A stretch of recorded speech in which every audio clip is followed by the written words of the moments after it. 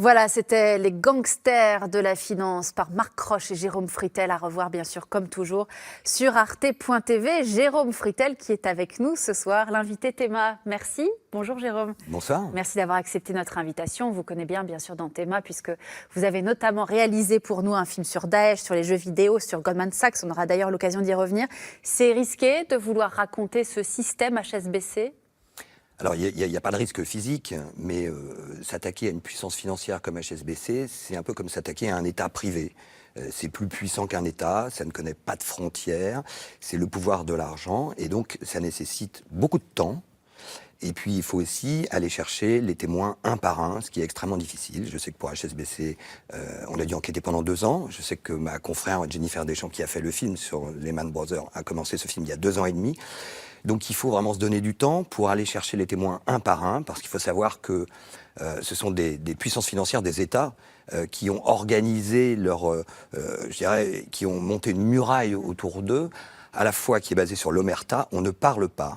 Même quand on est sorti de la banque, on ne parle jamais.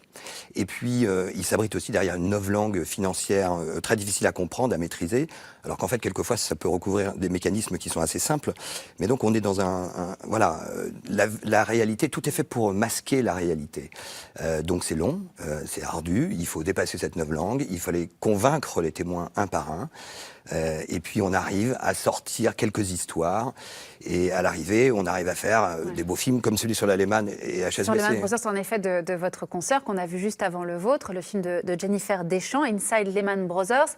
Elle raconte en effet comment c'est compliqué d'avoir fait parler ses interlocuteurs. Pourtant, la plupart sont sortis de Lehman Brothers. Ils sont tous très marqués. D'ailleurs, on l'a vu dans le film. Certains se considèrent aujourd'hui comme des lanceurs d'alerte. Ils ont alerté sur la façon dont on fonctionnait à l'intérieur de cette banque-là. Qu'est-ce qu'ils courent comme risque, ces gens-là ?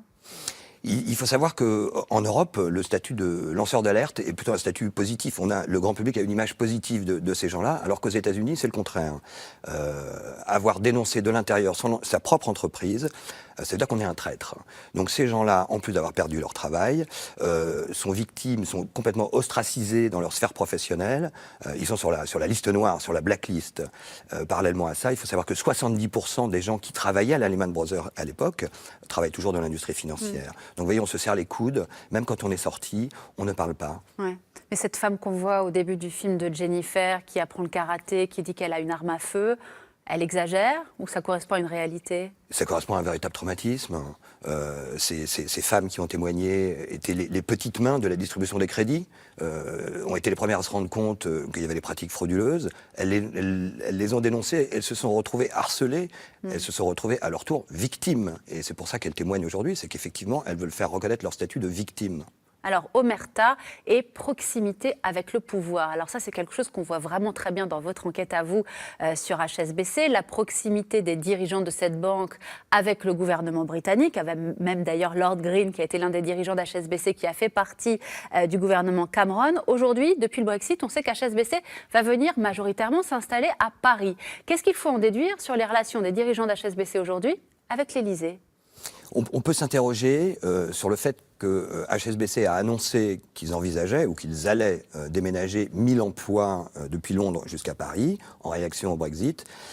Il faut savoir que l'annonce est tombée au moment où il y avait toujours une procédure judiciaire instruite par la justice française contre HSBC pour ses pratiques massives d'évasion fiscale à destination de la Suisse. Et la question qui se posait à la justice française était de savoir est-ce qu'on organise un procès public et on demande aux dirigeants de cette banque de venir s'expliquer, témoigner et répondre des accusations qui étaient portées contre eux, ou alors est-ce que une nouvelle fois, on va solder ça avec une amende. Oui, parce qu'HSBC fait souvent ça, c'est ce qu'on voit dans votre film. Ils payent, ils réussissent à convaincre les gouvernements qu'ils peuvent payer pour éviter le procès. Oui, non seulement, alors ils payent d'un côté, mais ils évitent le procès, et en plus, ils n'ont pas à reconnaître leur culpabilité. Et ça, c'est très important. En termes d'image, la banque peut dire « je n'ai jamais été condamné ». Et donc, ça s'est effectivement terminé en France avec une amende, alors certes importante aux yeux du grand public, mais pas tellement importante pour la banque en elle-même. Puis surtout, pas de procès, pas de témoignage public, pas de presse, pas de couverture de médias autour de ça, pas de reconnaissance de culpabilité. Est-ce que vous pensez qu'ils ont pu négocier autre chose aussi, ces dirigeants d'HSBC avec l'Élysée ? Parce qu'on sait que le deal, c'était soit on va à Francfort, soit on va à Paris. Est-ce que si HSBC a choisi Paris, ça veut dire que Paris a donné quelque chose en échange à HSBC ? Mais je pense que dans ce monde-là, tout est affaire de négociation. Vous n'acceptez pas de transférer 1000 emplois à Paris en échange de rien. Donc je pense qu'en mettant ces emplois sur la table, HSBC avait un levier pour négocier avec la justice française. J'étais pas dans le secret des dieux.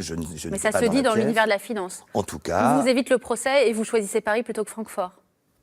Quand on met les deux faits côte à côte, on peut être étonné de la proximité de ces deux informations. C'est un peu un deal, comme on pourrait dire en langage financier, win-win. Hein. D'un côté, la banque, elle est contente, elle échappe au procès. La France est très contente, elle récupère 1 millier d'emplois dans la finance à Paris et renforce un peu le statut de place financière de Paris, qui est quand même largement en deçà de la City à Londres, ou voire de Francfort. Alors c'est un univers que vous connaissez maintenant plutôt pas mal, Jérôme Fritel, puisque vous êtes également l'auteur de cette grosse enquête sur Goldman Sachs qu'on a diffusée dans Théma, je crois, en 2011 ou 2012. Alors Goldman Sachs, c'est vraiment le symbole de la banque d'affaires qui sait tisser un réseau d'influence avec les administrations américaines, d'ailleurs qu'elles soient démocrates ou républicaines, des banques qui savent se rapprocher du législateur, être là pour être en amont de la loi et en aval pour savoir zigzaguer, utiliser les failles de la loi. Ça, c'est aussi ce qui a déclenché la grande crise de 2008. Où en est-on 10 ans après? Est-ce que ces pratiques-là ont changé? Est-ce qu'elles sont endiguées? Goldman Sachs va bien. Elle vous remercie de poser la question. Ça m'inquiétait beaucoup, en effet. Ouais. Et Goldman Sachs a profité, encore une fois, de l'élection d'un nouveau président aux États-Unis, à savoir Donald Trump. Ils ont placé 6 personnes très hautes placées dans l'administration Trump. Bon, avec le turnover assez rapide qui existe au sein de l'administration Trump, il ne reste plus que 2. Mais ils ont quand même eu le principal conseiller économique, le secrétaire au Trésor, c'est-à-dire le ministre de l'économie, le numéro 1 du gendarme de la bourse, la SEC, qui est quand même un organisme qui est censé réguler les banques et les poursuivre en justice en cas de pratique frauduleuse. Bon, c'est un avocat qui était l'avocat de Goldman Sachs qui aujourd'hui dirige cet organisme.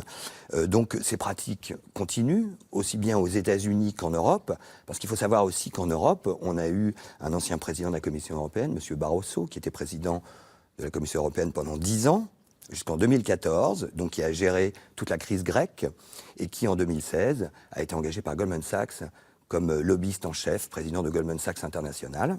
Donc ça avait créé un scandale. Donc en gros, rien n'a changé depuis 2008. Ça veut dire que la crise, elle peut se repasser exactement de la même manière dans 10 ans, ou quand même, encore une fois, on a mis des digues, on a essayé de moraliser, de changer les pratiques. Alors la culture n'a pas changé, c'est une culture de risque et de cupidité. Alors c'est vrai qu'il y a eu des réglementations, on a demandé aux banques d'avoir un peu plus de fonds propres, de s'exposer un peu moins au risque. Donc, on a quand même augmenté aujourd'hui les ratios de capitalisation des banques. Oui, au moins 8% de stock, c'est plus qu'auparavant. Alors en fait, les établissements financiers sont un peu plus solides, mais c'est l'équilibre général qui est plus instable. C'est-à-dire qu'en même temps, pour sauver toutes ces banques, les États ont dépensé un argent fou. On a fait fonctionner la planche à billets. Il y a une circulation d'argent, il y a une quantité d'argent en circulation aujourd'hui qui est absolument dingue. Et en fait, la prochaine crise, on se demande si la prochaine crise ne sera pas une crise des établissements financiers, mais une crise des dettes publiques et privées. Vous savez, on dit souvent que les généraux préparent la guerre d'hier. Et donc là, on se demande si, avec la finance, si c'est pas la même chose. Est-ce qu'on n'est pas en train de se pencher en détail sur les banques, alors que le danger menace et vient d'ailleurs? Il vient d'ailleurs et vient d'où? Eh bien, le centre de la place financière, du monde financier, s'est déplacé vers l'Asie. Et vers la Chine, ce que vous montrez très bien dans votre enquête sur HSBC, c'est-à-dire la proximité, bien sûr, entre la Chine et l'Europe via Londres. S'il y a une prochaine crise et si elle vient de la Chine, est-ce qu'on pourra... Et alors la question qui se pose, c'est comment est-ce qu'on sera affecté? Est-ce qu'il y aura des garde-fous? Il faut savoir qu'en Chine, quand même, la finance découle directement du parti, donc c'est une finance extrêmement contrôlée. Les chiffres qui sont donnés, il n'y a aucune transparence, on ne sait pas, il n'y a pas de contre-pouvoir, on ne peut pas les vérifier. Donc l'endettement chinois est absolument colossal. Aujourd'hui, l'économie chinoise, elle est complètement branchée sur l'économie mondiale. Et l'un des principaux conduits, l'un des principaux pipelines qui relie l'argent chinois aux places financières occidentales, c'est HSBC, justement. Et la question qui se pose aujourd'hui est de savoir comment seront impactées les économies occidentales en cas de grave crise financière et économique chinoise. Les gangsters de la finance, enquête sur HSBC, c'est donc le titre de cette enquête dont vous êtes venu nous parler, ainsi que fêter, j'ouvre des guillemets pour le dire, bien sûr, l'anniversaire des 10 ans de la crise de 2008, l'anniversaire de la faillite de Lehman Brothers. On peut bien sûr revoir votre film sur arte.tv, film que vous avez co-réalisé avec votre ami Marc Croche, qui vient d'ailleurs de publier un livre où il affirme que le Brexit sera une réussite, ce qui est une thèse qui lui est tout à fait personnelle. Merci d'avoir été ce soir l'invité de Théma. Tout de suite, on continue cette soirée, bien sûr. Dans un instant, dernière enquête dans les coulisses du monde bancaire, l'univers des crédits à la consommation et la spirale du surendettement. À tout de suite.